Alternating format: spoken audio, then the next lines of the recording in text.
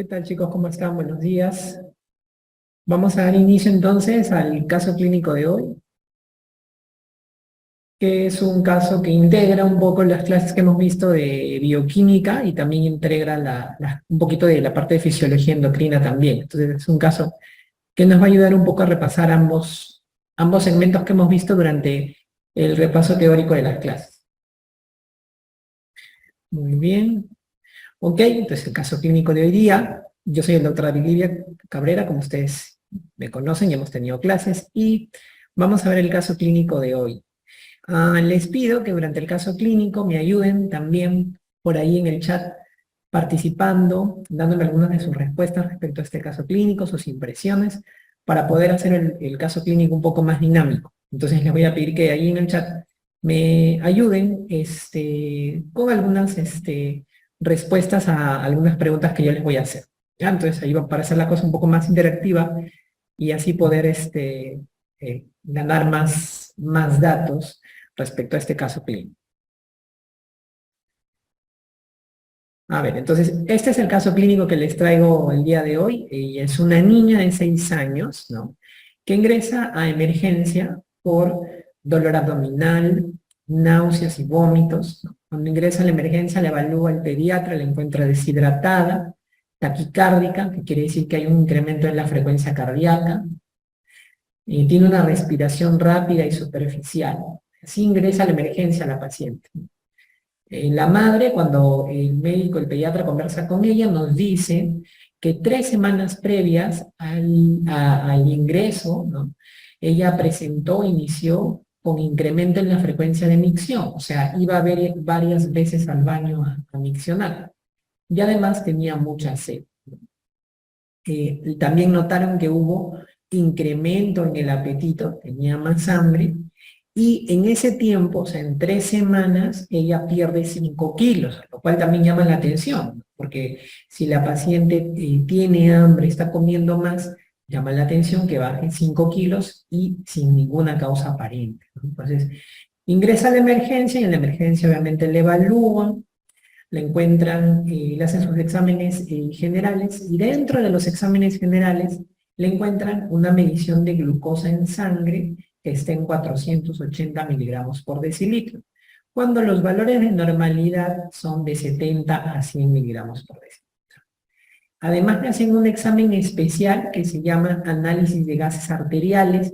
Este es un examen que nosotros conocemos por sus siglas como AGA, ¿no?, que seguramente algunos de ustedes lo han escuchado, pero que lo van a ver cuando ya pasen a sus rotaciones hospitales.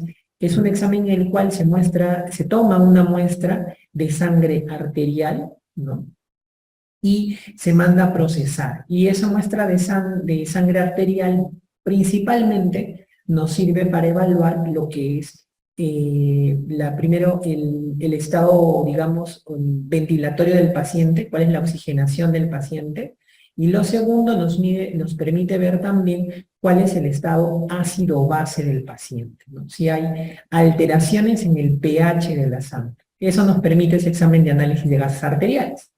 Entonces, en este caso le hacen un análisis de gases arteriales, y lo que encuentran en la lectura de ese análisis de gases arteriales, el resultado que encuentra el pediatra al interpretar este análisis es que la paciente tiene una acidosis metabólica, ¿no? ¿Qué significa acidosis metabólica?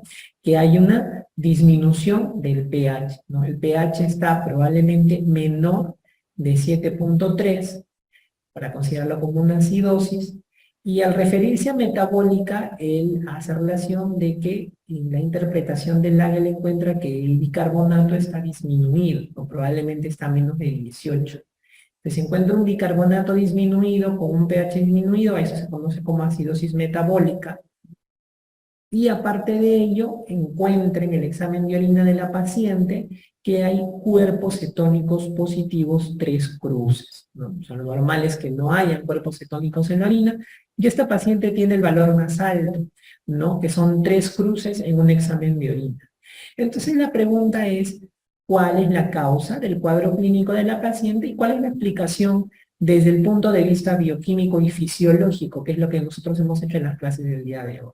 Entonces, Nos situamos y vamos a tener una paciente, como ustedes ven aquí en la imagen inferior, una paciente que entra en una condición de gravedad, ¿no? La paciente ingresa adolorida, está deshidratada, tiene taquicardia, está con una respiración que es irregular, ¿no?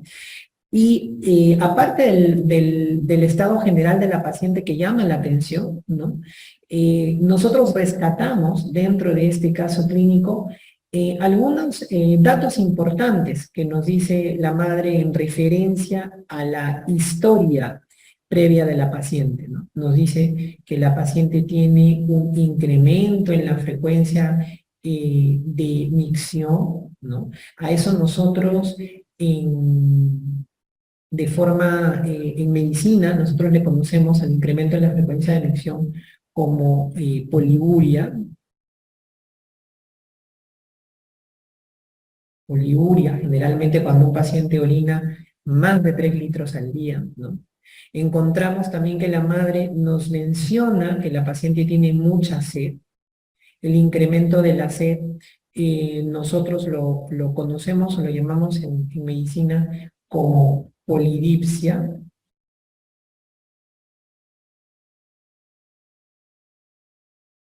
Nos dice que la paciente ha incrementado su apetito, se está comiendo cada vez más cuando ella no era así.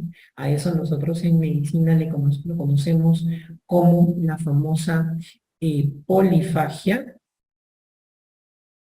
Son los nombres técnicos que nosotros utilizamos. Y finalmente vamos a tener aquí la pérdida de 5 kilos, una pérdida de peso, ¿no? Que en este caso no recibe un nombre específico común, simplemente pérdida de peso, ¿no? Entonces, estos cuatro síntomas que nos refiere la mamá de la paciente, ustedes tienen que grabarlos siempre, porque estos 4 síntomas van a hacer referencia a una de las enfermedades más prevalentes y más frecuentes en la paciente que tenemos actualmente a nivel mundial en nuestro país, ¿no? Y estos 4 síntomas se relacionan con uno de los hallazgos que denota el cuadro clínico, el caso clínico, y que obviamente a ustedes les va a llamar la atención porque tienen los valores de normalidad, ¿no? Nos hablan de que la glucosa en sangre se encuentra en 480, ¿no? Es decir, está elevada, porque vean que los valores de normalidad son de 70 a 100. Entonces, cuando ustedes tienen que la glucosa se eleva por encima de un valor normal, ¿no? A eso nosotros le conocemos como hiperglicemia. Ese es el nombre laboratorial a ese hallazgo. Ojo, todavía no estoy dando el nombre de una enfermedad, ¿no? Pero esto de aquí, que ustedes ven aquí, cuando la glucosa está por encima de los valores normales, solamente el hallazgo laboratorial, a eso se conoce como hiperglicemia. Ese es el nombre técnico que nosotros utilizamos. Hiperglicemia, ¿no? Entonces, cuando yo veo esto, entonces yo digo, bueno, eso me llama a mí la atención, la hiperglicemia de la paciente, y tengo estos 4 síntomas, y también tengo otros datos que los vamos a ir desmenuzando en el caso clínico, pero yo quiero que se queden con estos datitos para poder iniciar con la resolución de este caso clínico, ¿no? Entonces, hiperglicemia, aumento de la glucosa, y los síntomas, poliuria, polidipsia, polifagia y pérdida de peso. Entonces, ya por aquí en el chat su compañera se ha lanzado con algunos datos, pero me gustaría saber qué piensan los demás. A ustedes están en los primeros años de la carrera, pero de hecho habrán escuchado probablemente estos síntomas que yo he mencionado, y también han escuchado acerca de la condición en la cual se elevan los niveles de glucosa en la sangre. ¿Cómo se llama esa entidad, esa enfermedad en la cual a un paciente se le elevan los niveles de glucosa en sangre? En general, ¿cómo se llama esa enfermedad? ¿No? Lo que escuchamos. Exacto, ¿no? Exacto.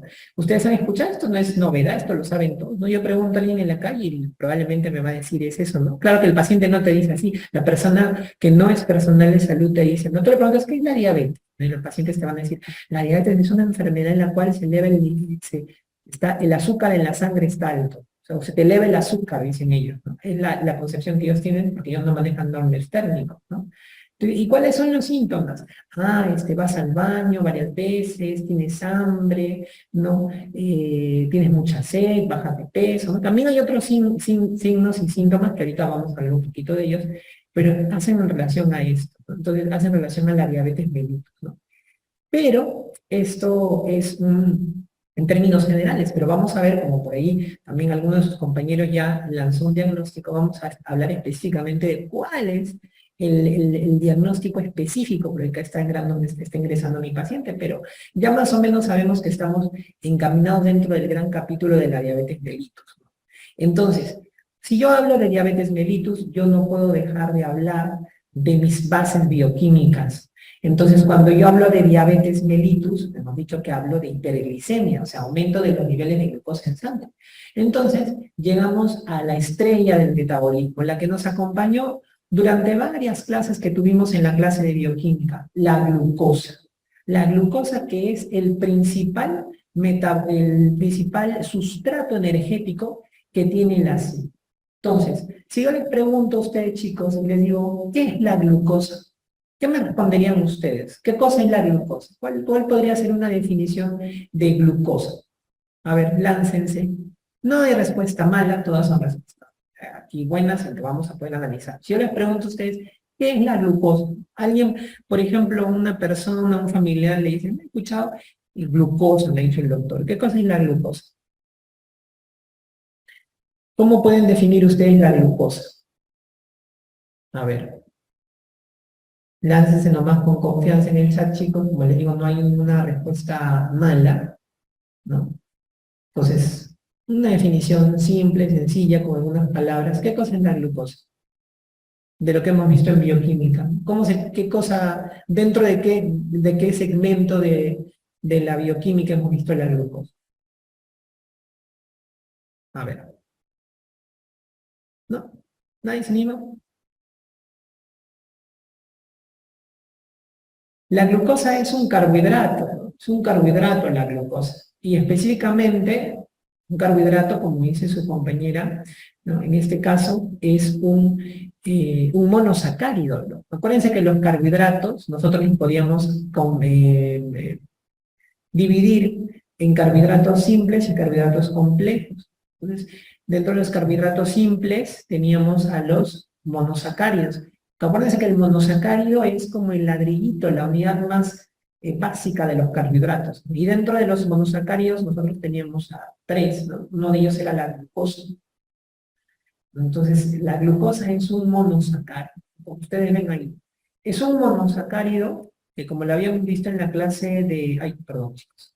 Como lo habíamos visto en la clase de bioquímica, la glucosa es un monosacárido que tiene 6 carbonos, ¿no? 1, 2, 3, 4, 5, 6. Por eso, dentro de la clasificación de la glucosa, nosotros decíamos que la glucosa era una hexosa, ¿no? Era una hexosa, ¿por qué? Porque era un azúcar, por así decirlo, un monosacárido que tenía 6 carbonos. Porque acuérdense que los monosacáridos pueden tener 3, 4, 5 o 6 carbonos. En este caso, la glucosa tiene 6 carbonos, ¿no? Y también yo podía decir en este caso la glucosa era ¿qué tipo de monosacárido? ¿Se acuerdan? ¿Era una aldosa o una cetosa? ¿Se acuerdan? ¿Qué tipo de monosacárido era la glucosa? ¿Era una hexosa o era una aldosa? Perdón, ¿era una cetosa o era una aldosa? Es una aldosa, ¿no es cierto? Es una aldosa. Entonces, y acuérdense que el término aldosa o cetosa estaba básicamente en relación al grupo funcional que podían presentar, que era el grupo aldehído, ¿no? O era el grupo cetona. Entonces, en este caso es una aldosa. Y como les decía yo, la glucosa es el principal combustible que tiene la célula. ¿Dónde encontramos nosotros la glucosa? ¿Dónde vamos a encontrar nosotros la glucosa? Al ser el ladrillito más importante de los carbohidratos. Entonces la glucosa la vamos a encontrar realmente en la mayor parte de carbohidratos, va a formar parte de la mayor parte de carbohidratos. Entonces yo voy a encontrar glucosa en tanto carbohidratos simples como carbohidratos complejos. Entonces, por ejemplo, vamos a encontrar que la glucosa va a formar parte, por ejemplo, de las harinas, como ustedes ven aquí, ¿no? Por ejemplo, el pan, el fideo, son carbohidratos, tienen almidón, por eso que el almidón es un polisacárido que está compuesto por varias glucosas. Ahí vamos a encontrar glucosa, por ejemplo, ¿no? ¿Dónde más vamos a encontrar glucosa? Vamos a encontrar glucosa en los cereales, ustedes ven aquí. Entonces voy a ver, por ejemplo, que en el arroz, en el trigo, en el maíz, vamos a encontrar también que va a haber almidón, y el almidón va a tener glucosa, ahí también trae glucosa. ¿Dónde más voy a tener glucosa? En los tubérculos, todo lo que se cosecha de la tierra, todo lo que es raíz de tierra, papa, camote, yuca, ¿no? Zanahoria, beterraga, todos raíz de tierra, todos son raíces, ¿no? Entonces, ahí también hay almidón, y el almidón, como les decía, tiene componente glucosa. Entonces, todo ahí tiene glucosa. ¿Dónde más voy a encontrar glucosa? De manera natural, también voy a encontrar glucosa en algunas frutas, aunque el azúcar de la fruta principal sobre todo es la fructosa, no tanto es la glucosa, pero también se puede encontrar glucosa. Y también voy a encontrar glucosa en productos, obviamente, procesados, ¿no? Voy a poder encontrar glucosa en algunos productos procesados, como por ejemplo en los productos azucarados, bebidas azucaradas, postres, dulces, etc. ¿No? Solamente que esos productos son productos ultraprocesados, ¿no? En comparación con estos carbohidratos, que son carbohidratos, digamos, más naturales, por así decirlo, pero finalmente todos tienen carbohidratos. Solamente que los ultraprocesados, los que vemos como los productos azucarados, los postres, todos ellos, obviamente van a tener mayor riesgo en la salud porque tienen un alto contenido en glucosa, en carbohidratos, y aparte de eso tienen también otros componentes asociados que pueden generar que haya un perjuicio en la salud, ¿no? Pero nosotros tenemos que la glucosa se va a encontrar ahí. Es por eso que cuando, por ejemplo, ustedes quieren hacerle un consejo nutricional, una persona que tiene diabetes, que tiene la glucosa alta en la sangre, entonces, ¿qué le decimos nosotros?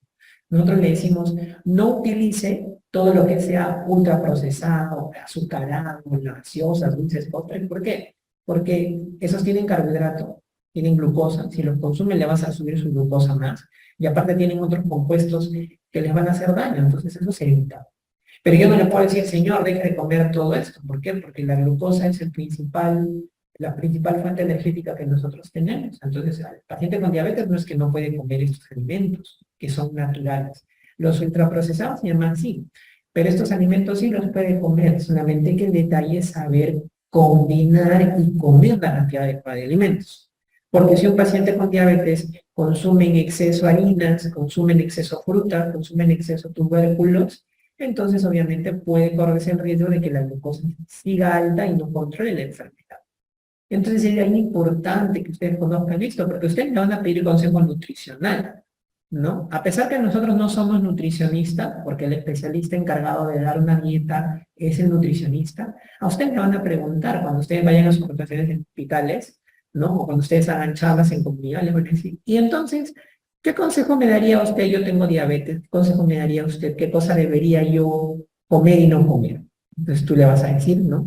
Que probablemente para que tenga una mejor prescripción debería visitar a un nutricionista, que es el especialista en el laboral, pero que tú le vas a dar unas recomendaciones generales. Entonces ahí tú le dices lo que yo te he dicho, ¿no? No productos azucarados, gaseosas, dulces, productos ultraprocesados, ¿no? Porque tienen mucho azúcar. Y esto que están en la imagen, aprender a comer controlado, medido, y de acuerdo a lo que diga el nutricionista, ¿no? Porque hay esa mala concepción, algunos pacientes te dicen, no, yo tengo diabetes, no puedo comer nada de fruta, no puedo comer nada de pan, no puedo comer nada de papa, no, yo solamente puedo comer verdurita y pollo sancochado.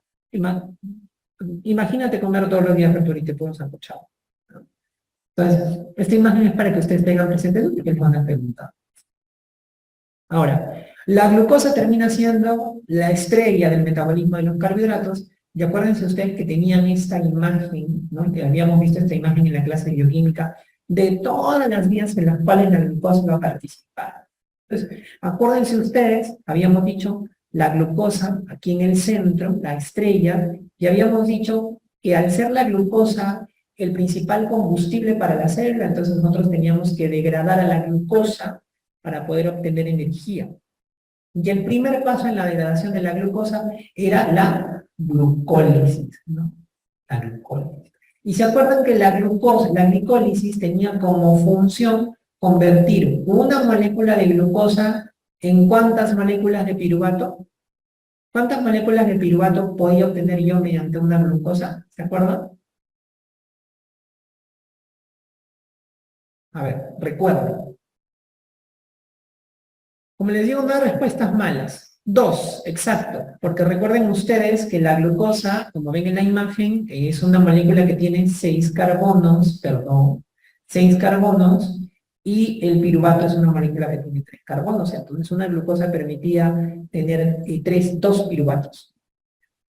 Y acuérdense ustedes que luego, ya la glucosa se había transformado en piruvato, el piruvato tenía diferentes destinos, cuáles podían ser utilizados. ¿Se acuerdan dónde se realizaba la glucólisis? ¿En qué parte de la célula? ¿Se acuerdan? En la membrana, en el ribosoma, en el lisosoma, en la mitocondria, en el núcleo. ¿En dónde se realiza la glucólisis?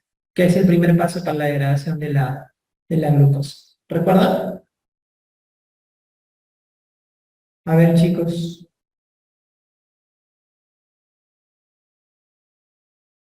¿Se acuerdan en qué parte de la célula? En el citoplasma, exactamente, la glucólisis en el citoplasma. Y el piruvato, acuérdense ustedes, que iba a tener principalmente 2 vías metabólicas, ¿no? Porque hay un tercer destino también del piruvato, pero principalmente habían 2 rutas metabólicas que podía seguir el piruvato. Podía ingresar a un tipo de metabolismo en el cual a partir de piruvato yo iba a poder obtener lactato, que es una vía que genera menos energía, o podría el piruvato convertirse hacia acetilcoenzima A e ingresar al famoso ciclo del ácido cítrico, ciclo de Krebs, que era la otra vía metabólica. ¿Cómo se llama a la vía metabólica por la cual ustedes convierten el piruvato en lactato y tiene bajo poder energético, o sea, rinde pocos ATPs? ¿Cómo se llama esta vía metabólica? La conversión del piruvato a lactato. ¿Cuál es esa vía metabólica? ¿Cómo se llama? ¿Recuerdan esa vía metabólica cómo se llama? La vía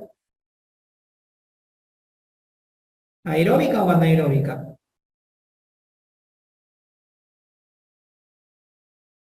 La vía anaeróbica. La vía anaeróbica. La vía anaeróbica.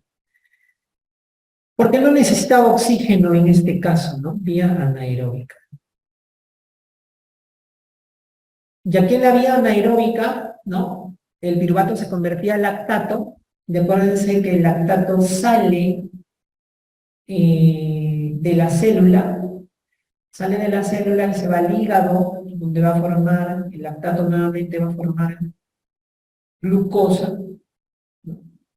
Van a formar glucosa a partir del lactato, y la glucosa nuevamente va a salir hacia la célula, sobre todo al músculo, que es donde más se produce la respiración anaeróbica.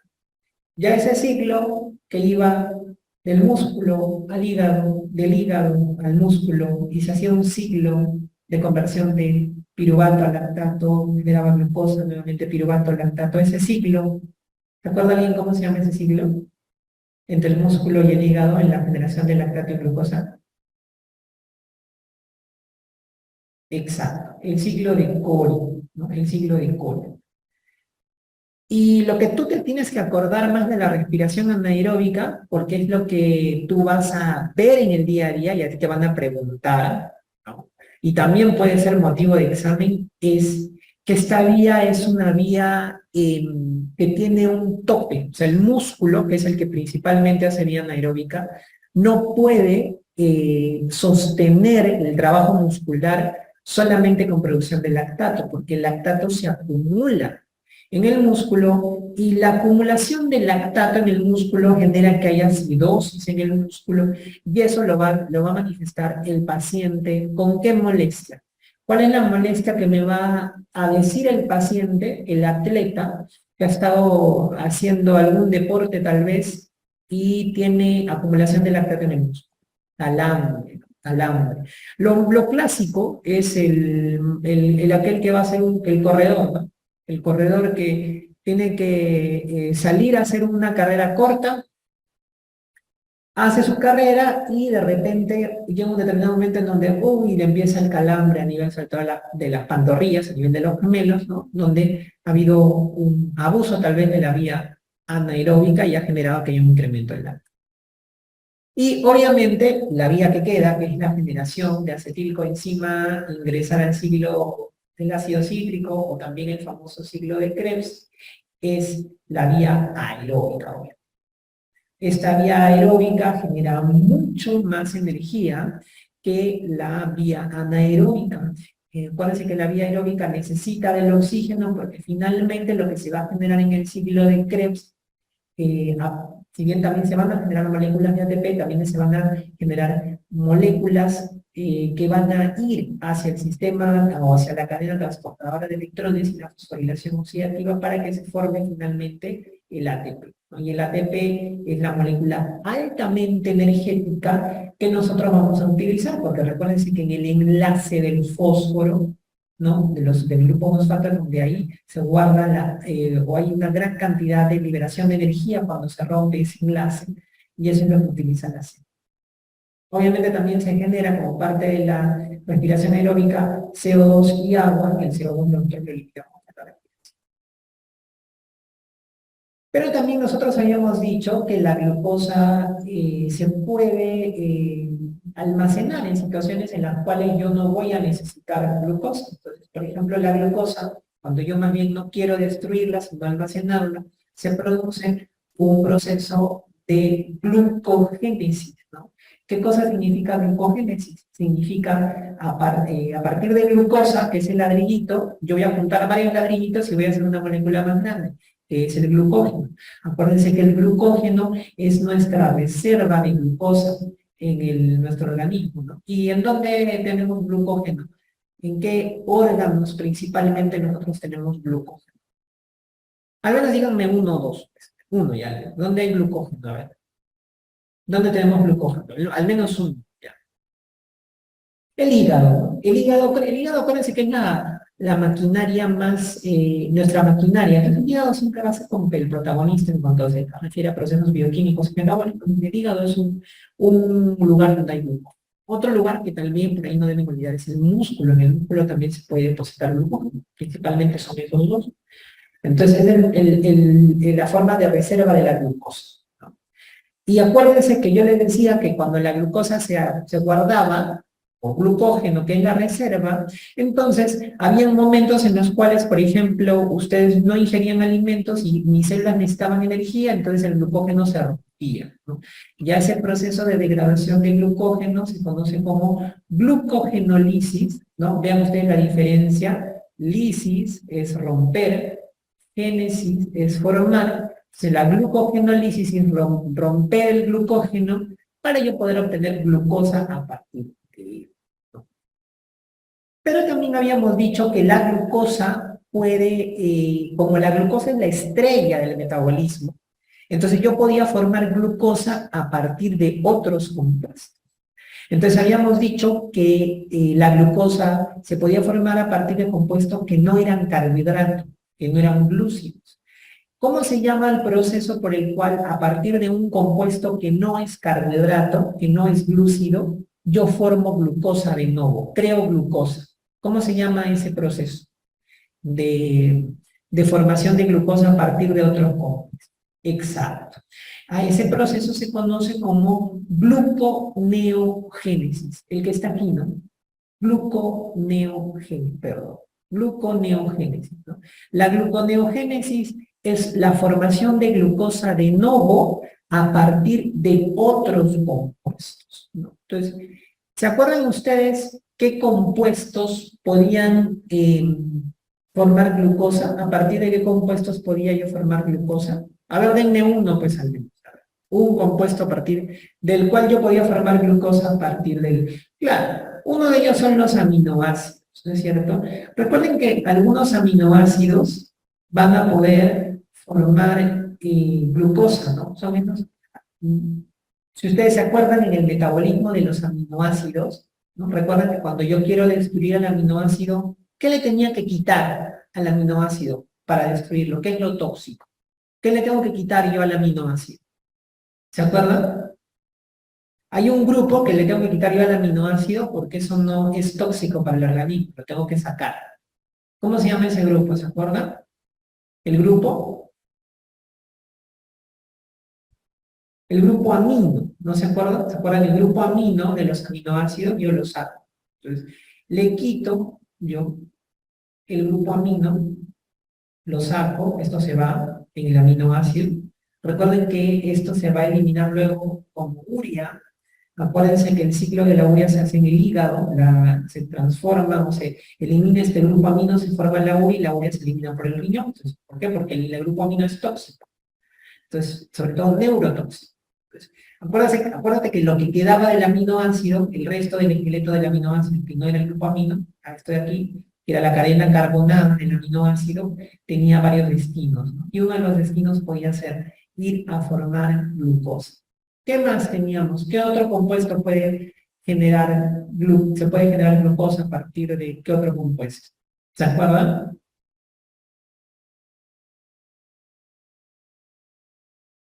Este de aquí, miren, a ver, alguien me responde por acá. Los ácidos grasos. Los ácidos grasos, chicos, recuerden que los ácidos grasos no van a generar glucosa, sino más bien va a ser el acompañante de los ácidos grasos que forman los triglicéridos. ¿Cómo se llama el acompañante de los ácidos grasos que forman los triglicéridos? Acuérdate, los ácidos grasos, ¿te acuerdas tú que 3 ácidos grasos se unían a un compañero? Sí, ese, no te olvides, el glicerol. El glicerol, a partir de glicerol, yo voy a poder formar glucosa. Y el último lo tienen aquí, pues, el lactato. El lactato es el otro componente por el cual yo puedo formar glucosa. Entonces, esos son los 3 componentes, aminoácidos, glicerol y lactato, con los cuales yo podía formar glucosa. No, y acuérdense que el proceso de gluconeogénesis se realiza en la maquinaria, que la maquinaria es el hígado. Ahí se produce el proceso. Y bueno, para terminar el metabolismo de la glucosa, recuérdate que la glucosa, que era un monosacárido de 6 carbonos, por medio de una vía que se conoce como la vía de las pentosas, podía formar pentosas, que son monosacáridos de 5 carbonos, como por ejemplo la ribosa. Es importante para la formación de los ácidos nucleicos, ¿no? Entonces, este era el famoso metabolismo de la glucosa. Así se resume el metabolismo de la glucosa, datos muy pequeñitos. Entonces, esto es lo que más o menos te tienes que acordar. Miren la importancia que tiene la glucosa dentro como principal sustrato energético. Pero ese es el punto de vista de la bioquímica. Pero ya les había dicho que la bioquímica se enlaza, es muy hermana de la fisiología endocrina. Entonces, ya hemos repasado un poquito acerca de las clases que vimos en bioquímica, pero ahora estamos entrando a lo que es un poco la parte de fisiología. Entonces, ¿cómo se regula la glucosa? Entonces, los niveles de glucosa en sangre se van a regular a través de las hormonas. Las hormonas son aquellas que van a regular el metabolismo de la glucosa. Entonces, aquí entramos un poquito más en la fisiología endocrina. Entonces, cuando ustedes ingieren un carbohidrato, por ejemplo, que esta niña que está comiendo una fruta, una manzana, cuando ustedes ingieren un carbohidrato, ¿qué pasa con ese carbohidrato? Pasa todo el proceso de digestión, llega al intestino, en el intestino se absorbe la glucosa pasa a la sangre y yo voy a encontrar un incremento de los niveles de glucosa en sangre. suben los niveles de glucosa en sangre. Entonces, cuando suben los niveles de glucosa en sangre, esto es detectado por el órgano que se va a encargar de regular los niveles de glucosa a través de sus secreciones hormonales. Y ese órgano es el páncreas. Pero dentro del páncreas hay una estructura específica, hay un tejido específico que es el que va a producir las hormonas. Ese tejido específico es el famoso páncreas endocrino. Pero ¿cuál es la estructura? ¿Cómo se llama a ese conjunto de células que hacen como una isla dentro del páncreas y que es parte del páncreas endocrino, que secreta las hormonas? ¿Cómo se llama? Exacto. Esa estructura son los islotes de Langerhans, ¿no? Los islotes de Langerhans. Los islotes de Langerhans. Los islotes de Langerhans tienen varias poblaciones celulares, tienen varias poblaciones, tipos de células. Es un tejido endocrino. El islote de Langerhans es la estructura del páncreas endocrino, porque acuérdate que el páncreas también tiene una parte exocrina, que va a secretar las enzimas pancreáticas, el bicarbonato, el jugo pancreático. Eso es fisiología digestiva. Pero la parte que se encarga de sintetizar las hormonas es el islote de Langerhans. ¿Por qué se llama islote de Langerhans? Porque en todo el páncreas este cúmulo de células se encuentran a modo de isla, ¿no? Imagínate si yo este páncreas hiciera así como un detector especial, ¿no? Vería los islotes así. Acá, acá, acá, acá, acá. Sí, por todo el páncreas, a modo de isla, ¿no?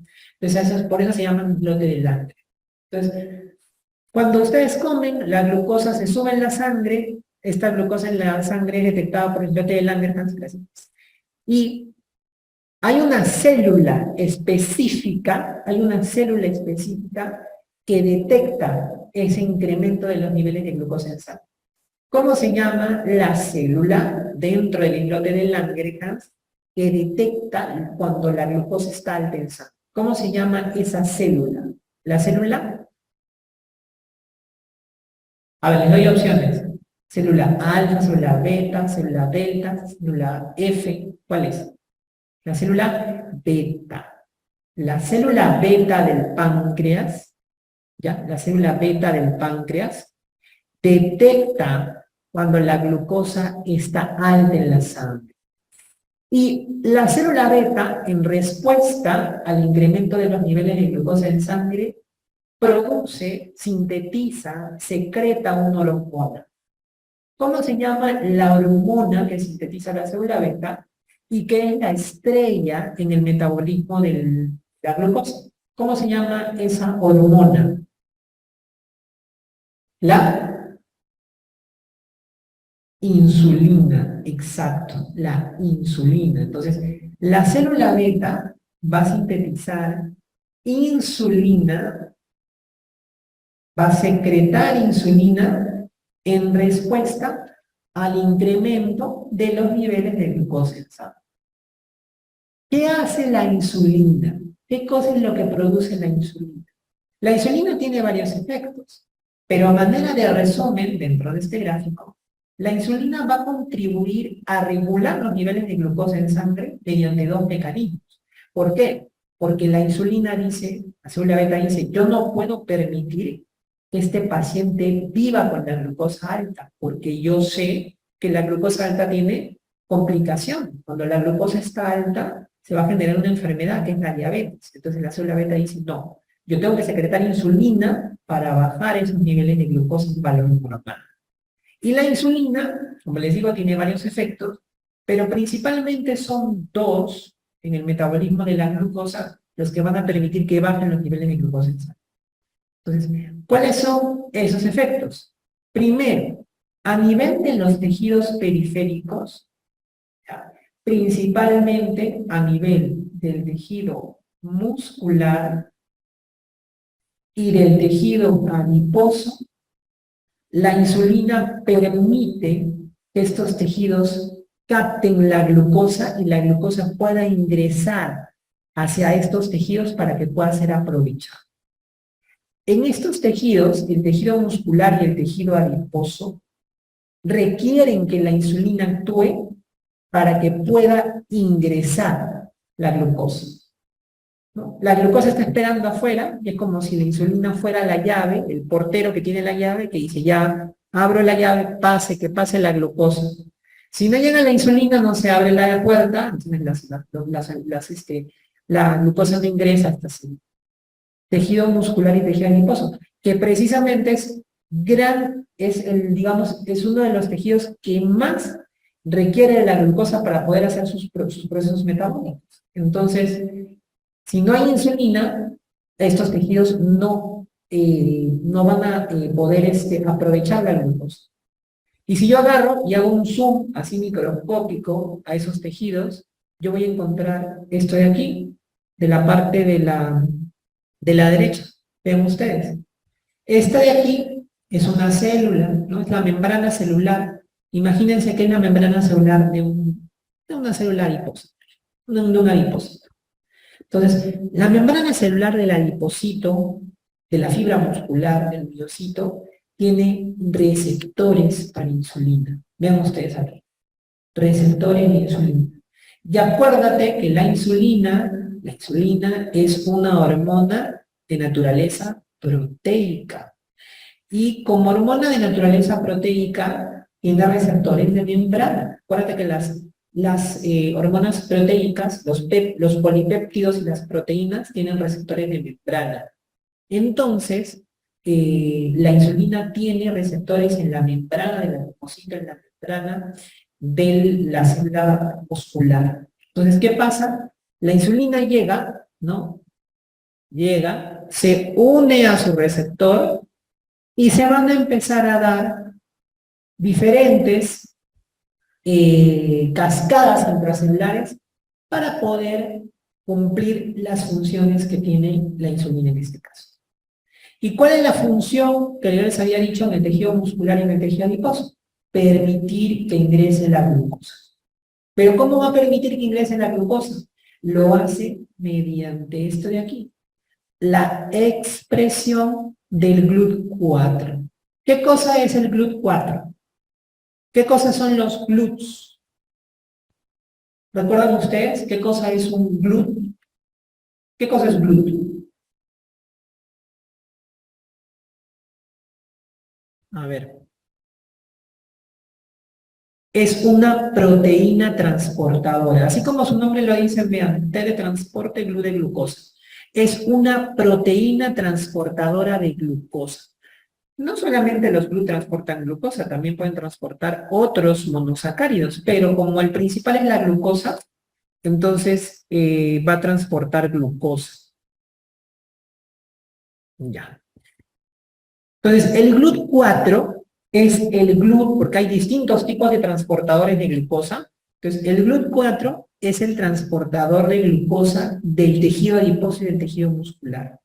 Si la insulina no se une a sus receptores, entonces, ¿qué sucede? Si la insulina no se une a sus receptores, no se expresa este GLUT4. Pero en este caso, la insulina se ha unido a sus receptores. Entonces, el GLUT4 se expresa, vean ustedes aquí, está el transportador, la glucosa ingresa gracias a este transportador. Y la glucosa que ingresa a la célula, ¿para qué va a ser utilizada? Utilización de la glucosa para poder obtener energía o para la síntesis, para la regulación de de la formación de otras moléculas, como por ejemplo el glucógeno, que es el de depósito, o los ácidos grasos, como hemos visto también que la glucosa va a formar parte o forma parte de la síntesis de los ácidos grasos. Entonces, esa es digamos, la explicación en la cual cómo ingresa la glucosa a la célula. Si no hay insulina, no se expresan estos GLUT4, músculo y en el adiposo, entonces la glucosa no ingresa. Pero si hay insulina, la glucosa se expresa en estos transportadores y la glucosa puede ingresar. Entonces, si ingresa la glucosa a la célula, entonces ya empiezo ya a bajar mis niveles de glucosa en sangre. ¿Y cuál es el otro efecto que tiene la insulina para bajar la glucosa? La insulina va al hígado y le dice, oye, ¿sabes qué? Ya yo dije al tejido muscular y al tejido adiposo que puede ingresar la glucosa para que la puedan aprovechar.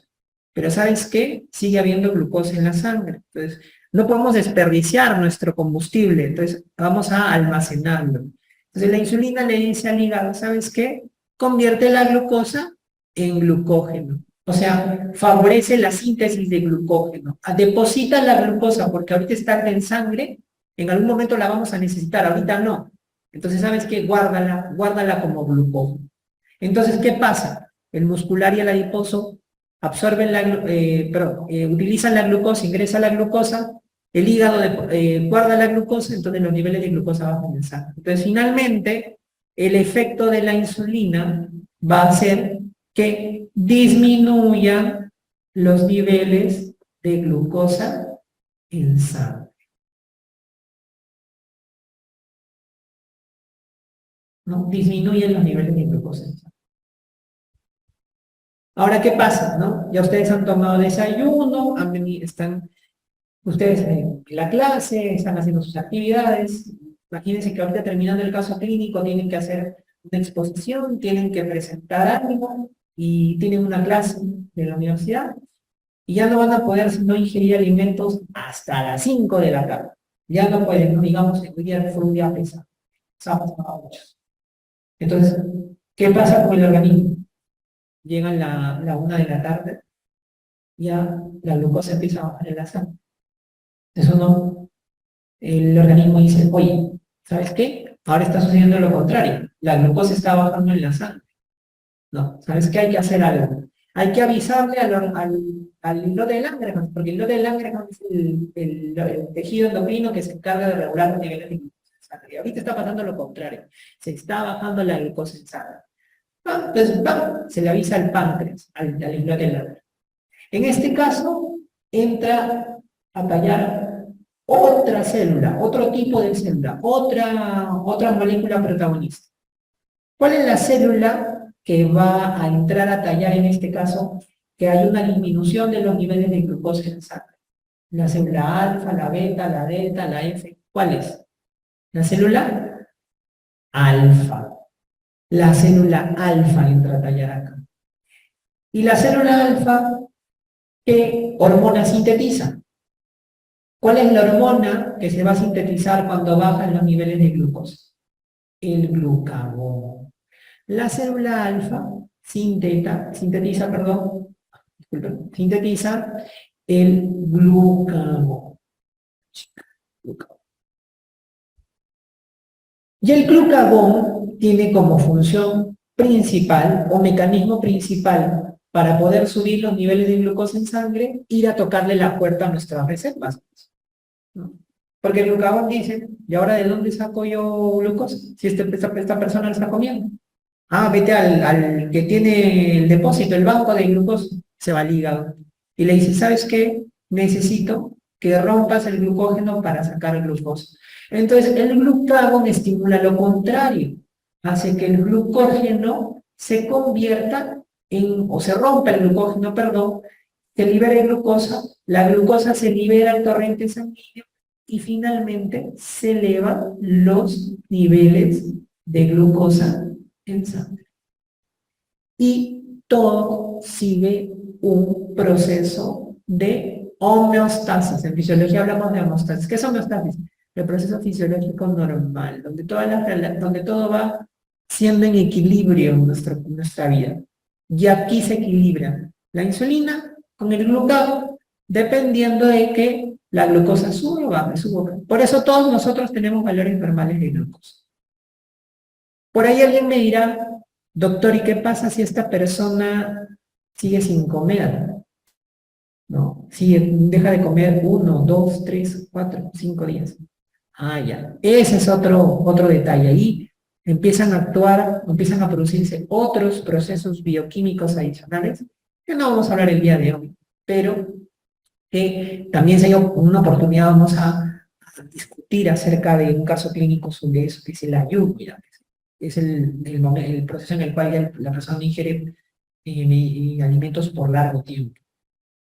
Pero igual el organismo se adapta a esa situación. Entonces, ya la persona llega a las 5 de la tarde, come y fresh, otra vez sigue la misma regulación. Acuérdense que la insulina termina siendo entonces la protagonista dentro del metabolismo de la glucosa. Sí es cierto que su compañera es el glucagón, ¿no? Son como Batman y Robin, ¿no? Sin embargo, la insulina termina siendo el principal, el protagónico del metabolismo de la glucosa. La insulina no solamente regula los niveles de glucosa en sangre, sino que la insulina también tiene otras funciones.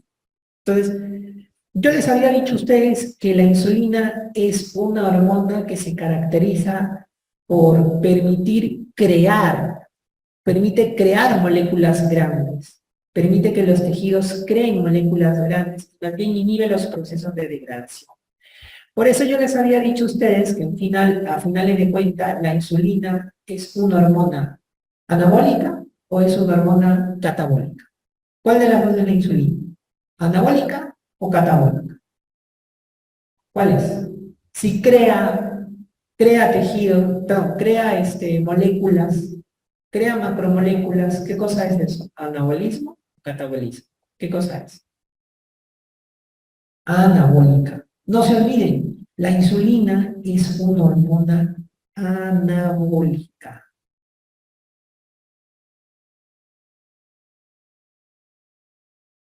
Vean ustedes lo que estimula la insulina. Ya lo hemos visto, ¿no? Primero estimula que la glucosa sea captada por el tejido muscular y el tejido adiposo, es decir, estimula la captación de glucosa. Y obviamente al captar la glucosa, estos tejidos van a utilizar la glucosa para obtener energía. Entonces el primer paso para obtener energía es la glucólisis.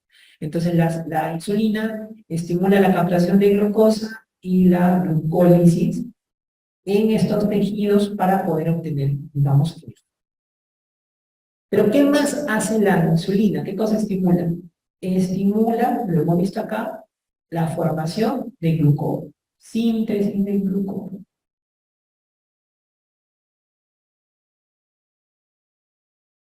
¿Qué más estimula la insulina? Síntesis de ácidos grasos. ¿Qué más? Captación de aminoácidos y síntesis de proteínas. La insulina dice, oye, ¿sabes qué? Hay que agarrar los ladrillitos. ¿Qué cosas son los ladrillitos? Aminoácidos, ácidos grasos, la glucosa, y hay que formar moléculas más grandes. Eso hace la insulina. Por eso la insulina, como todo favorece la síntesis, entonces decimos que es una hormona anabólica. Y si yo quiero ver lo que inhibe la insulina, vean ustedes que eso reafirma la idea de que la insulina es una hormona anabólica que construye y no destruye. Porque la insulina, ¿qué cosa inhibe? Inhibe la glucogenólisis. O sea, inhibe que se rompe el glucógeno, ¿no? Porque claro, imagínate, la insulina lo que quiere hacer es bajar los niveles de glucosa. Entonces, obviamente, si el glucógeno se rompe, no voy a tener el efecto contrario. Entonces, por eso inhibe la glucogenólisis. ¿Qué más inhibe la insulina? La insulina inhibe la lipólisis, la ruptura de las grasas. ¿Qué más inhibe? Inhibe la proteólisis, la ruptura de las proteínas. ¿Y qué más inhibe? Inhibe la gluconeogénesis. Pero doctor, si es génesis, ¿no? Sería un proceso anabólico, porque es síntesis. Pero entonces, ¿por qué lo inhibe la gluconeogénesis? Porque acuérdense ustedes que para yo hacer gluconeogénesis es formar glucosa a partir de otros compuestos. Yo tendría que destruir primero esos compuestos. Tendría que destruir los triglicéridos, perdón, para quitarle su glicerol. Tendría que destruir las proteínas para quitarle el aminoácido, y al aminoácido degradarlo, catabolizarlo para su esqueleto carbonado, utilizarlo para la formación de glucosa. Entonces, ese proceso de gluconeogénesis implica destruir otras moléculas para poder a partir de ellas formar una nueva. Por eso es que inhibe ese proceso también. Entonces, en buena cuenta, la insulina termina siendo, como les había dicho yo, una hormona anabólica porque estimula la síntesis de sustancias e inhibe su degradación. Entonces, ya más o menos hemos visto cómo la glucosa es importante en el metabolismo, qué procesos metabólicos sigue la glucosa, hemos visto dónde encontramos la glucosa en los alimentos, hemos visto cómo se regula de manera hormonal la glucosa y cómo la insulina termina siendo la estrella en el metabolismo de la glucosa. Entonces, habiéndonos empapado de la glucosa, regreso a mi caso clínico, para poder explicar de manera bioquímica y fisiológica qué es lo que está pasando con esta niña. Entonces, yo les había dicho que en el caso clínico de esta niña, entonces lo que nos llamaba la atención era la glucosa, que le habían encontrado una glucosa en sangre 480 cuando lo normal es hasta. Entonces esta niña tenía hiperglicemia. Pero yo les había dicho que esta hiperglicemia estaba acompañada en este caso clínico de algunos síntomas importantes, como por ejemplo el incremento en la frecuencia de la micción, que era la poliuria, la sed excesiva, que era la polidipsia, el incremento en el apetito, que es la polifagia, y la pérdida de peso. Y todos estos síntomas, estos 4 síntomas, junto con la glucosa alta, nos hacían pensar en una enfermedad prevalente en la actualidad. Muchas personas sufren de esta enfermedad y que es una enfermedad que ustedes, los médicos, van a enfrentar a pacientes con esta enfermedad. Y esta enfermedad es la famosa, como habíamos dicho, diabetes mellitus. Diabetes mellitus. ¿Saben por qué se llama diabetes mellitus esta enfermedad? Es una cuestión histórica el nombre de diabetes mellitus. ¿Qué es lo que sucede con estos pacientes que tienen diabetes mellitus? Tienen la glucosa alta. La glucosa está muy alta en la sangre, no pueden regular bien sus niveles de glucosa, entonces la glucosa se eleva en la sangre. Y al haber mucha glucosa en la sangre, ¿qué es lo que pasa?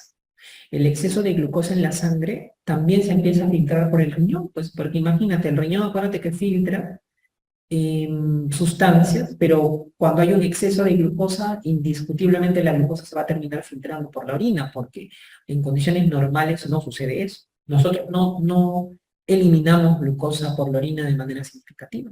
Entonces, en estos pacientes que tienen un montón de glucosa en sangre, entonces la glucosa se empieza a eliminar por la orina. Entonces, ¿qué pasa con la glucosa cuando se elimina por la orina? La glucosa es una sustancia osmótica. ¿Qué cosa quiere decir osmótica? Que jala agua. Entonces, al eliminarse la glucosa en la orina, esa glucosa jala agua y entonces el paciente empieza a orinar más volúmenes de agua. Por eso es que se produce el exceso o el incremento en la micción. Porque como la orina está cargada de glucosa, la glucosa jala agua y entonces el paciente empieza a orinar grandes volúmenes. Entonces, ¿qué es lo que sucedía en la antigüedad? Entonces veían un paciente y decían, uy, este paciente está orinando mucho. ¿Por qué orina mucho? Entonces venía el médico de ese tiempo y decía, voy a probar su orina. Se agarraba, obviamente eso ya no se hace. Probaba la orina y decía, la orina está dulce. O a veces no probaba la orina, sino el paciente orinaba y decía, oye, mira, yo orinaba a ese paciente y está lleno de hormigas. ¿Por qué pasa eso? Entonces dijeron, mira, este paciente está eliminando glucosa, decían, la orina está dulce. Eso quiere decir que el paciente está eliminando azúcar por la orina, o hay azúcar en la orina. Qué interesante la historia de la medicina, cómo razonaban de ese entonces, ¿no? Veían que las hormigas estaban en la orina y decían, su orina está dulce, la orina está dulce de este paciente. Entonces hay azúcar en su orina, hay miel en su orina, ¿no? Porque en la antigüedad que utilizaban la miel, ¿no? La miel era un producto azucarado no existía el azúcar refinado, ellos tenían la miel, ¿no? En su orina hay miel, y la miel se elimina a través del flujo de orina. Diabetes significa a través de, pasar a través de qué? Pasar a través de quién? De la orina, en este caso. Y mellitus, ¿por qué? Porque tiene sabor dulce, como la miel en ese entonces. Entonces, en la medicina antigua le dieron este nombre, diabetes mellitus. No. Elimina el azúcar a través de la orina y es dulce, como la miel. Por eso diabetes mellitus. Ustedes cuando empiecen a avanzar en las etapas de su carrera de medicina y ingresen a estudiar mi especialidad, que es un segmento muy interesante, que es la endocrinología, ustedes van a encontrarse con otra diabetes, es la diabetes insípida. La diabetes insípida, también el paciente orina grandes cantidades de agua, pero no se debe a un problema de la glucosa, sino se debe a un problema con otra hormona, que es la hormona antidiurética. Entonces, ¿qué pasaba en la antigüedad? Decían, oye, mira, ese paciente también está orinando bastante. A ver, mira su orina, no, pero mira, la orina no hay hormigas. A ver, voy a probar la orina. No tiene sabor. Está insípida la orina. Ah, entonces este paciente no tiene diabetes mellitus. No hay azúcar, no hay miel en su orina, no. Este paciente tiene una diabetes insípida. Y así sale el nombre de diabetes insípida y diabetes mellitus. Miren lo interesante que es aprender la bioquímica y la fisiología para explicar las enfermedades e incluso hasta la parte histórica de los nombres. Es muy interesante analizar esto. Entonces, de ahí sale el nombre de diabetes mellitus. Si yo quisiera explicar por qué suceden los otros síntomas de la diabetes, pues es muy sencillo, ¿no? Como el paciente orina mucho, el paciente se deshidrata. Si ustedes orinan un montón, se van a deshidratar, entonces van a tomar agua, ¿no? Entonces empiezan a tomar más agua, entonces ahí hay el aumento de la sed, polidipsia. La glucosa está alta en la sangre, pero la glucosa no puede ser utilizada por las células. Vamos a ver por qué ahorita en la siguiente lámina. El paciente empieza a tener hambre, quiere comer más, quiere comer más. Entonces, esa es, digamos, la explicación un poco de por qué se producen los síntomas. Ahorita vamos a hablar un poquito más acerca de la pérdida de peso y demás en la siguiente lámina, pero es la famosa diabetes mellitus. ¿Qué cosa es la diabetes mellitus? ¿Qué cosa es la diabetes mellitus? Nosotros, ¿cómo diferenciamos la diabetes mellitus? La diabetes mellitus es una patología que en realidad termina teniendo varias expresiones dentro de su enfermedad. Por eso es que a veces se le dice que más que una enfermedad fija, es más bien como un conjunto de síndromes. Síndromes, nosotros en medicina hablamos al conjunto de signos y síntomas que se presentan de diferente expresión en una persona. Entonces, decimos la diabetes es un conjunto de síndromes usualmente. Pero ¿cuál es la característica común de la diabetes mellitus? Que hay una hiperglicemia crónica. ¿Qué significa hiperglicemia crónica? Hiperglicemia, incremento de los niveles de glucosa en sangre, crónica por largo tiempo. O sea, el paciente tiene los niveles de glucosa en sangre persistentemente elevados. ¿Y por qué se produce la diabetes mellitus? Es una hiperglicemia crónica por un déficit en la secreción y o acción de la protagonista, la insulina. Ah, claro, doctor, tiene sentido. Si no hay insulina o la insulina no actúa bien, entonces la glucosa sigue estando alta en sangre, porque usted me explicó en la lámina de fisiología que la insulina permite bajar los niveles de glucosa en sangre. Esa es la causa por la cual se produce la diabetes mellitus. No hay insulina o la insulina que fabrica el páncreas no funciona bien. Entonces ustedes van a tener, ¿no? En su casa, ahorita que están estudiando medicina ustedes, entonces en una reunión, ¿no? Su tía les va a decir, ¿no?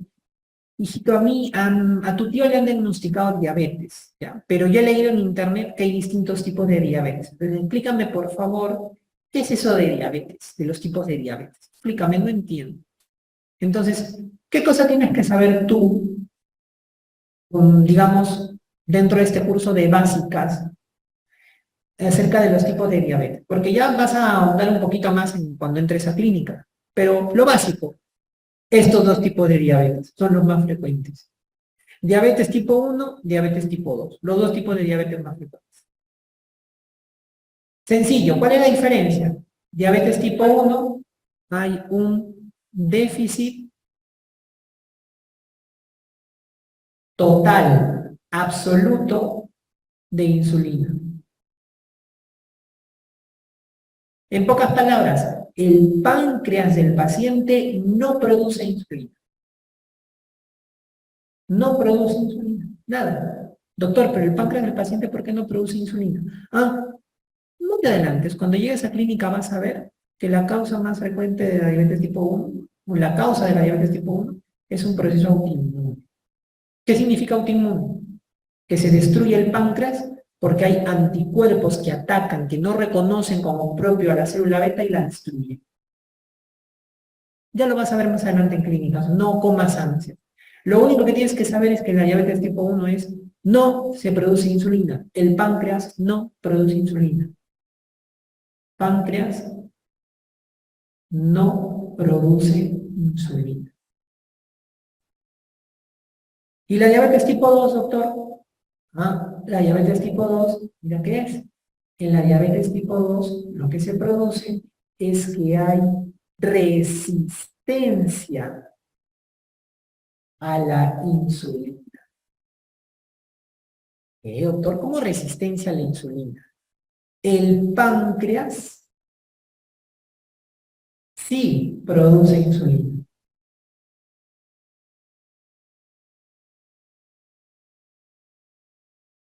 Pero la insulina no puede actuar bien. Llegan los receptores, a sus receptores en las células, y algo pasa que al unirse no puede funcionar bien. Se queda ahí, no funciona, no se activa. ¿Por qué es que se produce en este caso?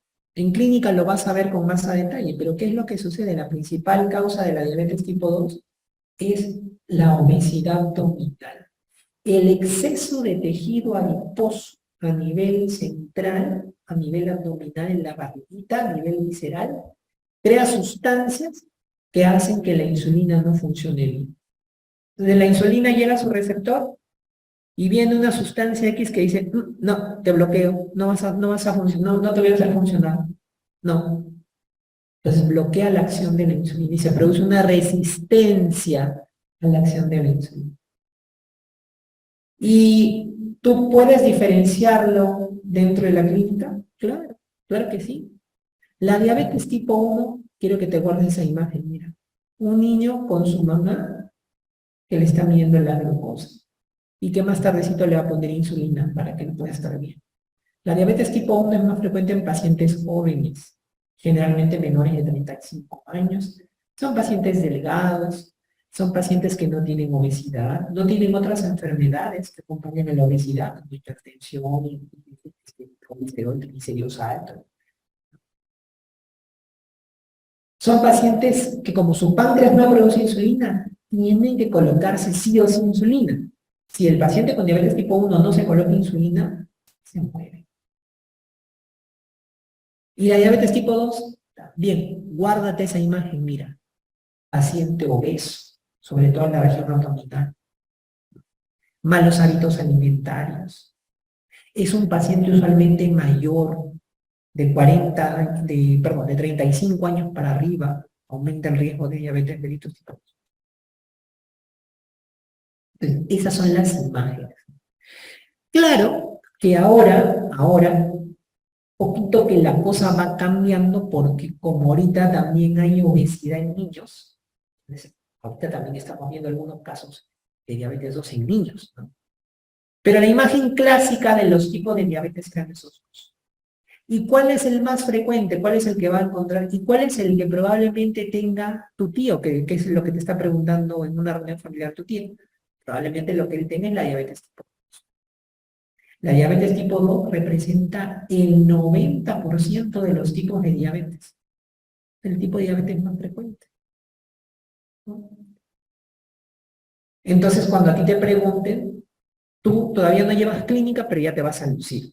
Se le va a decir, sí, tía, hay varios tipos de diabetes. La diabetes es una enfermedad en la cual el azúcar en la sangre, la glucosa, se eleva, está elevado constantemente.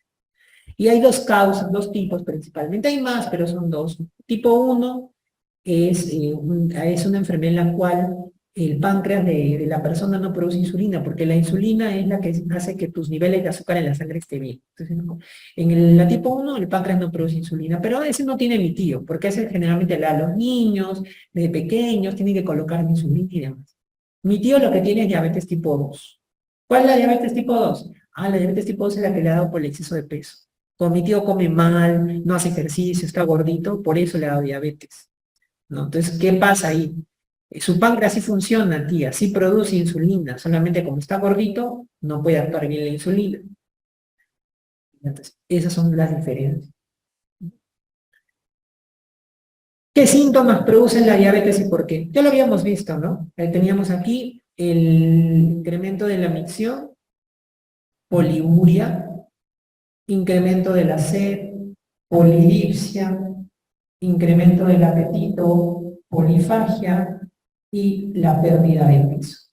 Por eso, a la diabetes mellitus se le conoce como las famosas 4 P's. Algunos hablan de más P's, ¿no? Pero las 4 P's son las más importantes. Poliuria, polidipsia, polifagia, pérdida de peso, ¿no?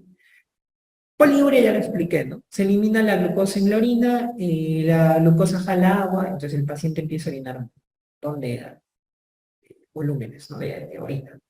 Como el paciente orina mucho, imagínate tú eliminar tanta cantidad de agua por la orina, entonces tiene sed, empieza a tomar.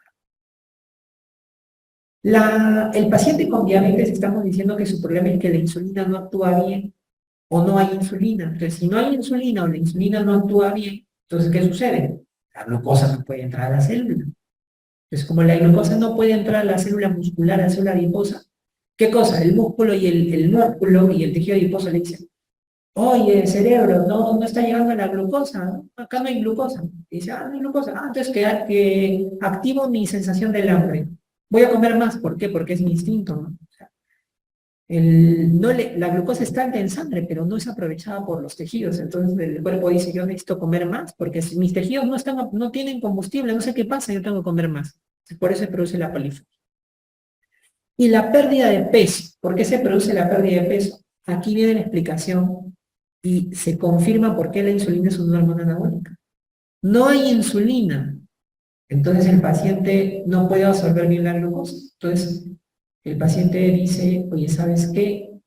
Yo estoy comiendo más, pero no tengo glucosa, no tengo energía, mi célula necesita. Entonces, ¿qué dicen? Dicen, vamos a empezar a destruir los otros tejidos.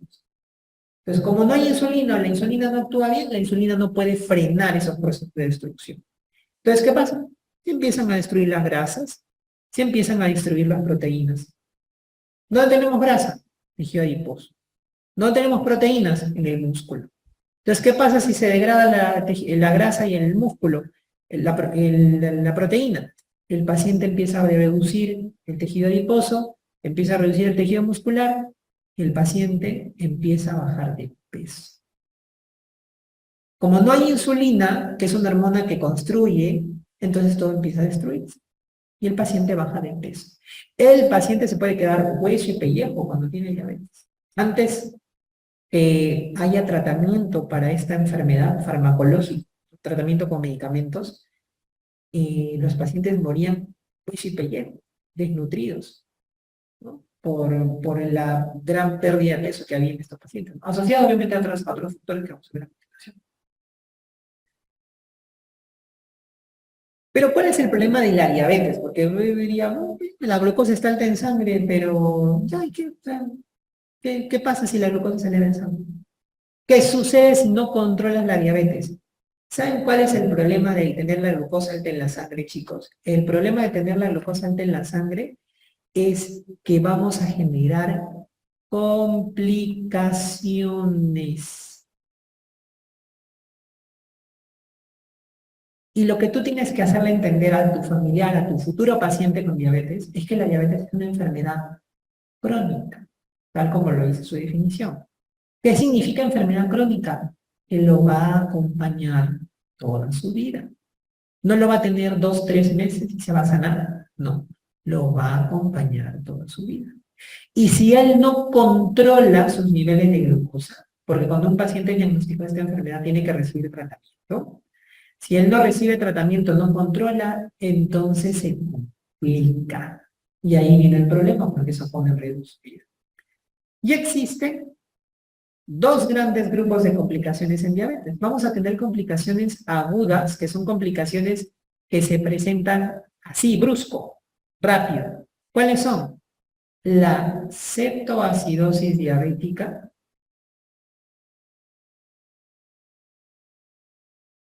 vamos a tener otra complicación que se llama estado hiperosmolar, que son complicaciones agudas, en las cuales la glucosa del paciente se eleva rápidamente, se producen cambios en el paciente que hacen que el paciente llegue a emergencia, que ingrese a emergencia a ser tratado. Y existen complicaciones crónicas. Y las complicaciones crónicas son aquellas que se van haciendo de poquito en poquito, de poquito en poquito van creciendo. Aquí dentro de las complicaciones crónicas están las que ustedes clásicamente han escuchado y que los pacientes también han escuchado que se pueden presentar, ¿no? ¿Cuáles son? Tú le preguntas en la calle, señor, ¿cuál es una complicación de la diabetes? La diabetes te deja ciego. Retinopatía diabética. Afecta a la retina. Retinopatía. ¿Qué más, doctor? ¿Qué más, señor? Otra complicación. La diabetes te malora el riñón, dice el paciente. Nefropatía diabética. Daña el riñón. ¿Qué más? La diabetes hace que no sientas, pierdes la sensibilidad, te vienen dolores en los pies, ataca los nervios, neuropatía diabética. ¿Qué más puede generar la diabetes? La diabetes también te puede generar que te dé infartos, te mueres de infarto, te genera enfermedad cardiovascular.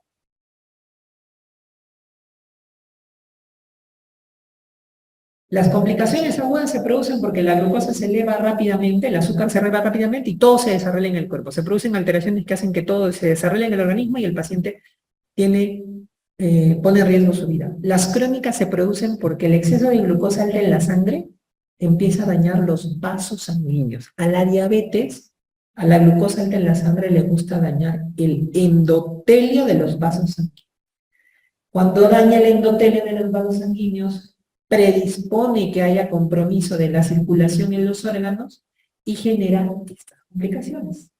La diabetes se conoce que es una enfermedad que genera problemas o vasculopatía, o sea, genera problemas a nivel de vasos. Entonces, al comprometerse los vasos de estos órganos, se producen las complicaciones crónicas.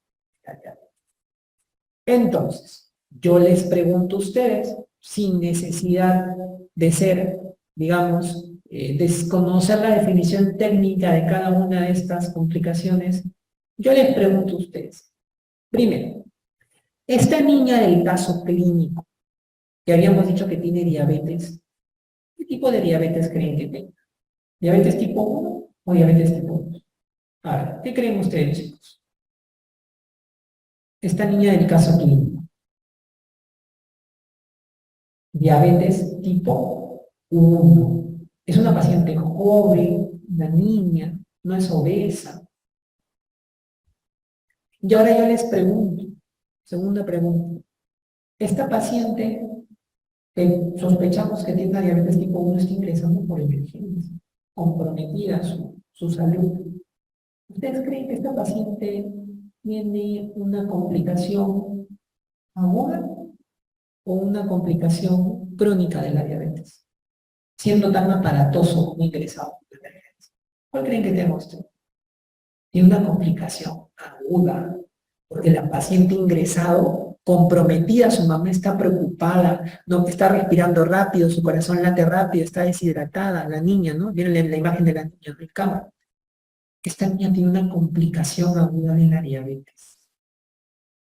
¿Y saben qué complicación aguda tiene de la diabetes esta niña? Ya lo dijeron por ahí al inicio del chat, ¿no? Sus compañeros se lo han puesto colocar acá. La complicación aguda que tiene esta niña es una cetoacidosis diabética. Es la complicación que tiene esta niña, cetoacidosis diabética. ¿Qué es la cetoacidosis diabética? Y aquí vamos a recordar un poquito de bioquímica, de porque aquí ya el nombrecito como que me hace acordar a otro compuesto químico. ¿Qué cosa es la cetoacidosis diabética?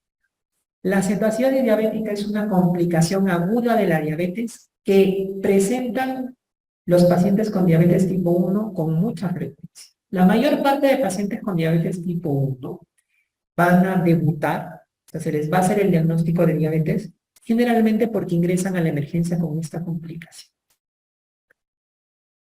¿Qué es lo que sucede en estos pacientes? Yo les había dicho, el paciente con diabetes tipo 1, su páncreas no produce insulina, o sea, hay un déficit absoluto de insulina. Entonces, no hay insulina, es lo primero que pasa. Entonces, como no hay insulina, entonces lo primero que se produce es que la glucosa no puede aprovecharse. Entonces, la glucosa empieza a incrementarse poco a poco en la sangre. La glucosa empieza a subir cada vez más. Pero ¿qué sucede? El tejido muscular y el tejido adiposo que ustedes ven aquí, dicen, oye, ¿sabes qué?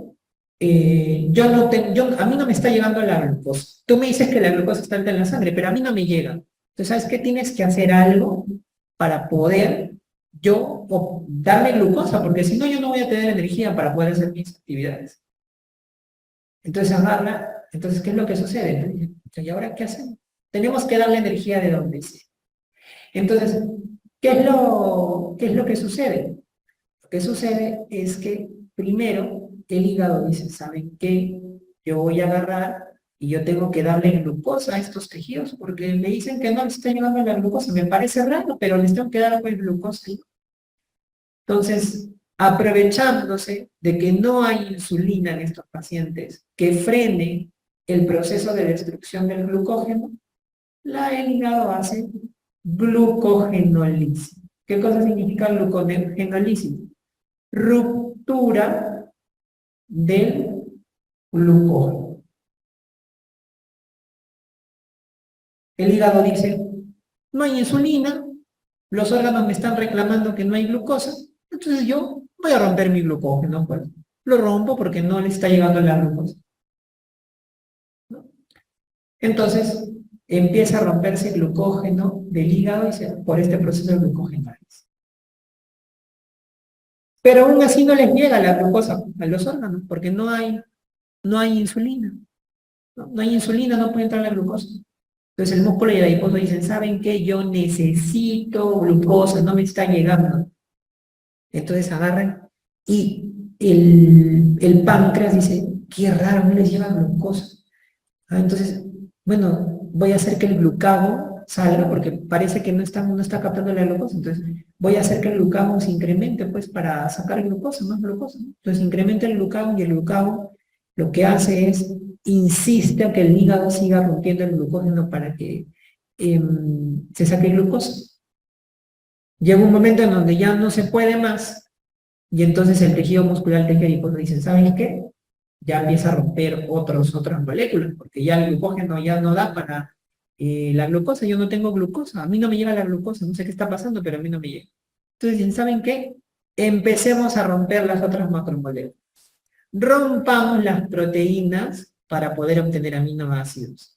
Rompamos los triglicéridos, ¿no? Acuérdense que el tejido adiposo reserva la grasa como triglicérido. El triglicérido es el principal lípido de reserva. Entonces el triglicérido dice, rompamos los triglicéridos. Entonces se rompen los triglicéridos, y aquí es lo que yo les había dicho, ¿no? Los triglicéridos, ¿cómo están formados? Ácidos grasos y por glicero. Entonces, ¿qué cosa es lo que sucede? Dicen, ¿saben qué? Utilízame esos aminoácidos y ese glicerol para formar glucosa. ¿Cómo se llama ese proceso? Ya lo habíamos dicho, por el cual los aminoácidos y el glicerol van a formar glucosa de nuevo. ¿Cómo se llama ese proceso? ¿Se acuerdan? Lo habíamos dicho anteriormente. Formar glucosa a partir de otros compuestos. Exacto. Gluconeogénesis. Gluconeogénesis, formación de glucosa a partir de otros compuestos que no son carbohidratos, no glucídicos. Entonces, se produce la gluconeogénesis. Pero, igual, esa glucosa tampoco puede ser aprovechada por los órganos. Y lo único que se genera es que se siga aumentando la glucosa en la sangre. Los niveles de glucosa en la sangre aumentan. Entonces, los tejidos dicen, ¿saben qué? Hay que hacer algo porque no tenemos energía. Bueno, mira, ya hemos degradado el glucógeno, ya hemos convertido glucosa a los aminoácidos, etc. Bueno, pues habrá que oxidar las grasas, ¿no? Los ácidos grasos, habrá que obtener energía a través de ellos, no va a quedar, ¿no? Porque si no pueden utilizar la glucosa, entonces utilicemos los ácidos grasos para obtener energía. ¿Cómo se llama el proceso por el cual yo destruyo los ácidos grasos para poder obtener energía? Cuando los ácidos grasos se rompen y entran para formar acetilcoenzima y esa acetilcoenzima ingresa al ciclo de Krebs, ¿cómo se llama ese proceso de degradación de los ácidos grasos? ¿Se acuerdan ustedes? Por el cual yo voy a obtener energía de los ácidos grasos. ¿Cómo se llama ese proceso? ¿Te acuerdas? Proceso por el cual voy a obtener energía a través de los ácidos grasos, que voy a destruir los ácidos grasos para obtener energía. ¿Cómo se llama ese proceso? ¿Te acuerdas? La beta-oxidación de los ácidos grasos. No te olvides, los ácidos grasos, para obtener energía, se produce la beta-oxidación. Entonces los ácidos grasos van a la beta-oxidación. Van a la beta-oxidación para obtener energía. Pero una consecuencia de oxidar ácidos grasos, de la beta-oxidación de ácidos grasos, va a ser finalmente la síntesis ¿de qué? La síntesis de unos compuestos que se conocen como los cuerpos cetónicos. Entonces, los cuerpos cetónicos también van a ser un sustrato para poder obtener energía. Entonces, se forman estos cuerpos cetónicos juntamente con la degradación de las grasas. Ya este proceso de formación de cuerpos cetónicos se conoce como cetogénesis. Formación de cuerpos cetónicos. ¿Te acuerdas tú cuáles eran los cuerpos cetónicos? A ver, un cuerpo cetónico al menos, que ustedes se acuerden. Un cuerpo cetónico. Habían tres, son tres los cuerpos cetónicos, pero al menos uno de ellos, ¿cuál era? Un cuerpo cetónico. Que ustedes se acuerden, chicos. Un cuerpo cetónico. Exacto. Teníamos la acetona, el acetoacetato y el beta-hidroxibutirato. De esos tres, acuérdense que el beta-hidroxibutirato es el más importante. No se olviden, beta-hidroxibutirato es el cuerpo cetónico. La acetona, acuérdense que es un cuerpo cetónico volátil, entonces se elimina por la respiración, la acetona. Y el acetoacetato se transforma en beta-hidroxibutirato. Entonces, ¿qué es lo que tengo como consecuencia de que no hay insulina? Como consecuencia de que no hay insulina es que se eleva la glucosa aún más porque se crean mecanismos por los cuales el organismo intenta obtener más glucosa. Y finalmente se forman los cuerpos cetónicos. ¿Qué lleva al final? Que a nivel de la sangre, en el vaso sanguíneo, haya un incremento de los niveles de glucosa y cetonas. ¿Y saben qué es lo que pasa cuando hay un exceso de cetonas en la sangre? Las cetonas acidifican la sangre. O sea, hacen que el pH de la sangre se vuelva más ácido. Entonces se produce una acidosis. Y como la acidosis se produce por cuerpos cetónicos, entonces se llama cetoacidosis. En condiciones normales, no en enfermedad, sino en condiciones normales, ¿en qué situación se producen cuerpos cetónicos? En condiciones normales, no en una enfermedad. ¿En qué condición normal, o en qué condición, digamos, que no sea una enfermedad, mejor dicho, ¿no? No es una condición normal, pero en qué condición que no es una enfermedad se van a producir cuerpos cetónicos también? ¿En qué condición? ¿Se acuerdan ustedes?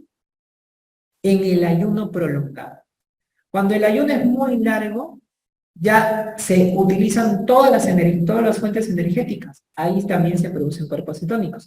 Pero la producción de cuerpos cetónicos en el ayuno prolongado es un mecanismo fisiológico de adaptación.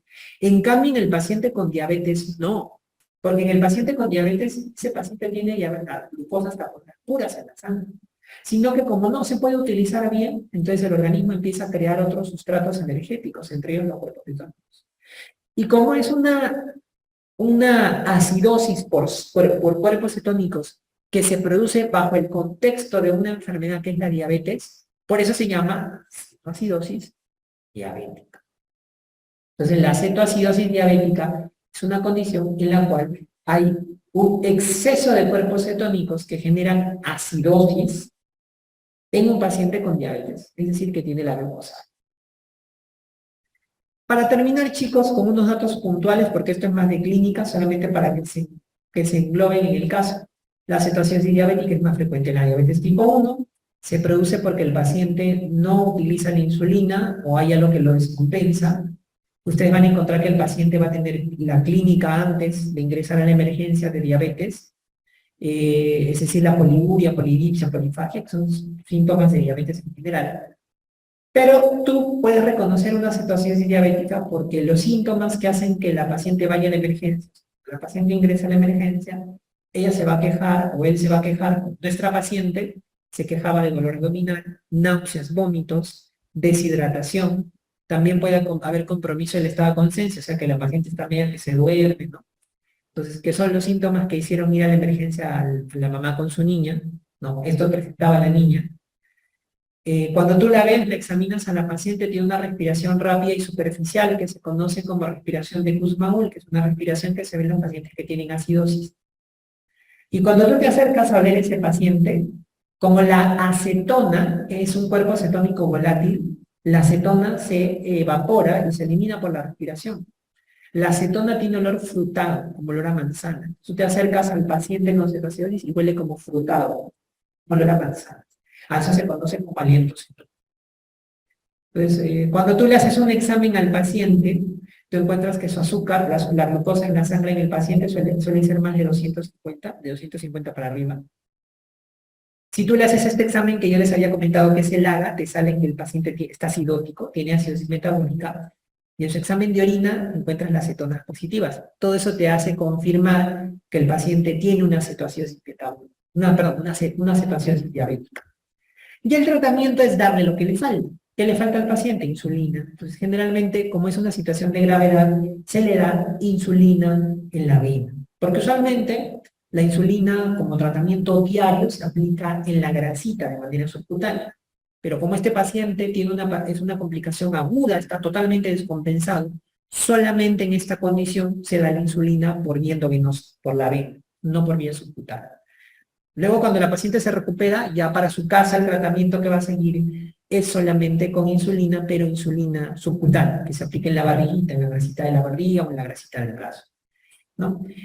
Entonces, este es el caso clínico de hoy, es un caso clínico que ustedes los enmarca un poco a hablar acerca de fisiología, bioquímica, los orienta un poco también a ingresar a la endocrinología, y es un caso clínico que ustedes van a ver durante su preparación cuando roten endocrino, en clínicas. La diabetes es una enfermedad que les van a preguntar sus familiares, por eso es que la quise preguntar. Y aparte que me ha hecho hacerlo repasar algunos de los datos importantes acerca, no solo del metabolismo de la glucosa, sino que hemos hablado un poquito de lípidos, de proteínas, de aminoácidos.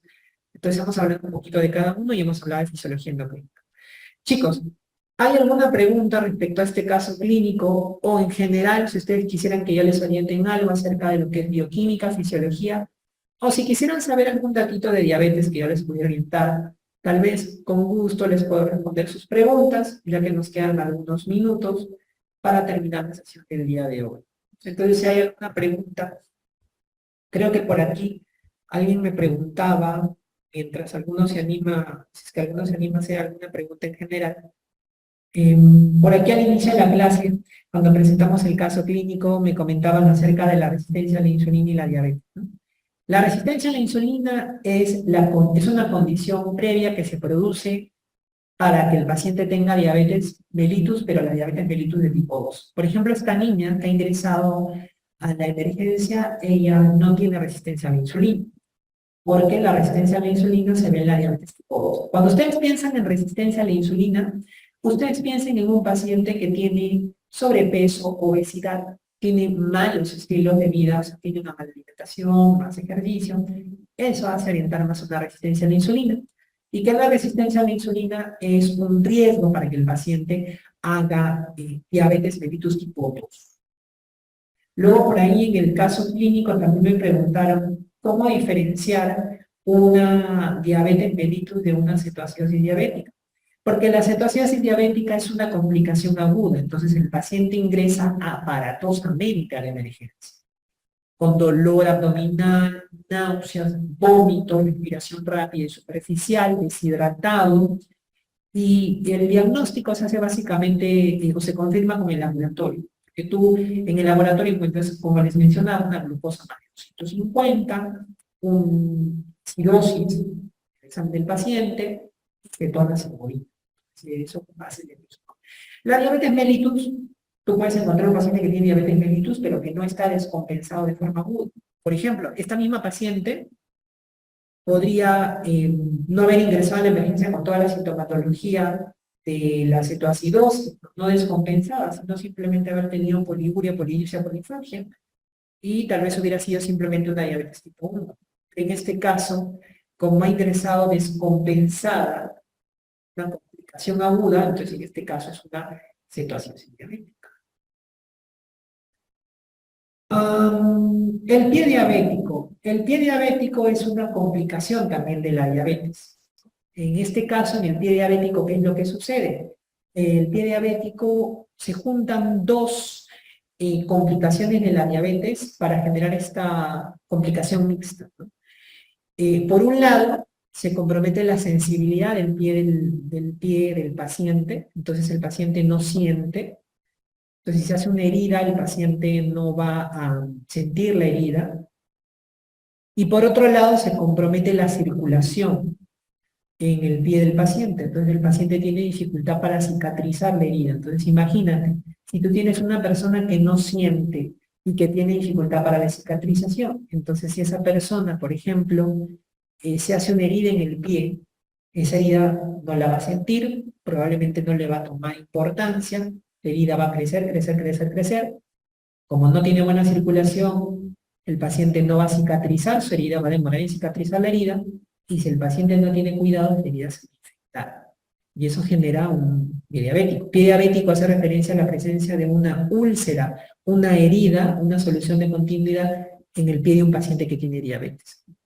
Hay pacientes que tienen más comprometida la parte nerviosa, la sensibilidad, que tienen mayor nefropatía. Hay pacientes que tienen mayor compromiso de la circulación, que tienen mayor vasculopatía. Hay algunos que tienen de los dos, pero siempre hay uno de los dos componentes que va a estar ahí predominando para que se genere la herida. Cuando ustedes tienen un paciente con diabetes, entonces dentro de lo que ustedes tienen que generar como educación al paciente son dos cosas, lo que les he mencionado ahora, ¿no?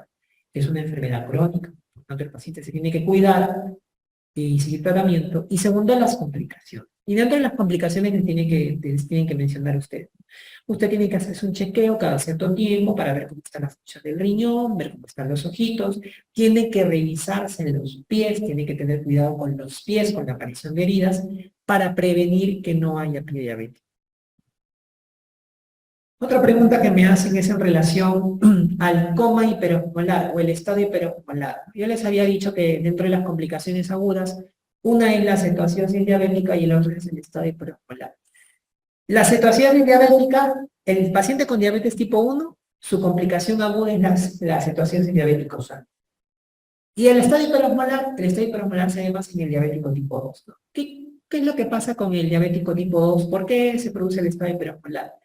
El estado hiperosmolar se produce, no, en estos pacientes no se llega al punto de producirse generación de cuerpos cetónicos. En estos pacientes con estado hiperosmolar no se llega a ese punto, sino que en ellos lo que predomina es el incremento marcado de glucosa. Los pacientes con estado hiperosmolar pueden hacer glucosas de 900, 800, 1000, ¿te imaginas? ¿No? Lo normal de glucosa es 100, yo he visto un paciente con 1000 y tantos de glucosa. Imagínate, 10 veces más el valor de la glucosa. Y ese valor de glucosa tan alto hace que el paciente se deshidrate, puede llegar incluso a chocarse, y hace que el paciente tenga compromiso del estado neurológico. Entonces, por eso a esta alteración se conoce como un estado, algunos le dicen coma hiperosmolar, porque el paciente llega deshidratado y llega con compromiso del estado neurológico. Tú le haces un estudio y el paciente no tiene cetonas, no tiene acidosis, lo que vas a encontrar es una glucosa muy elevada y vas a encontrar una osmolaridad plasmática. Entonces, más o menos le van a ustedes explicar cómo se calcula la osmolaridad y demás cuando lleguen ustedes a la parte de clínicas, ¿no? Pero esa es la diferencia que hay entre uno y otro. Y generalmente el estado hiperosmolar es una complicación, como les decía, de pacientes con diabetes tipo 2, generalmente mayores, que son pacientes que a veces no pueden hidratarse bien y eso los lleva a que estén más deshidratados y se choquen y la glucosa sigue elevándose, ¿no? Muy bien, chicos. Si no hubiera ninguna pregunta más acerca de la clase del día de hoy, entonces damos por finalizado el caso clínico del día de hoy y nos encontraríamos en una próxima sesión. ¿Listo, chicos? Entonces, eso sería todo. Que tengan buena tarde.